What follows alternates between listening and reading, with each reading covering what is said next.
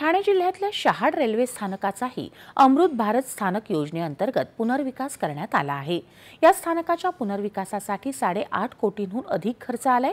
या स्थानकावर covered over platform, सर्व फलाटांना जोडणारे रॅम्प, स्थानकाकडे जाण्या येण्याच्या मार्गांमध्ये नवीन दरवाजे, तर संरचरण क्षेत्र आणि पार्किंग सुविधांचा पुनर्विकास आणि सुशोभीकरण करण्यात आला आहे। ते अमृत भारत या योजनेअंतर्गत आलेला असून या योजनेअंतर्गत स्टेशनवर विविध प्रकारची विकास कामे झालेली आहेत, जी की लोकांच्या दृष्टिकोनातून फारच उपयोगी आणि चांगली आहे, जेणेकरून रेल्वेची जी प्रतिष्ठा आहे ती लोकांच्या नजरेत चांगली झालेली आहे। आणि खूप बऱ्यापैकी त्यांनी सुखसुविधा केलेल्या आहेत। शौचालयाची उपलब्ध केले, फॅन ठेवलेले आहेत आणि वेळोवेळी सगळे लक्ष देत आहेत। त्यापैकी खूप छान केले।